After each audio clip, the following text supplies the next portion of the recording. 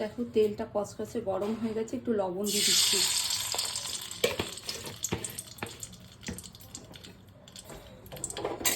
তেলটা ছড়িয়ে দিই গোটা কড়ায়।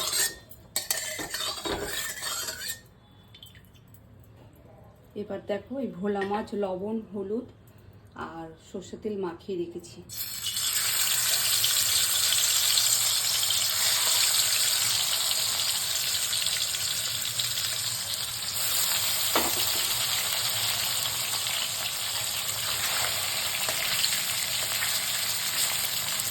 নুনটাকে ভালো করে মাখিয়ে রাখলে ভেতর পর্যন্ত একটা মানে টেস্টটা ভালো হবে খেতে।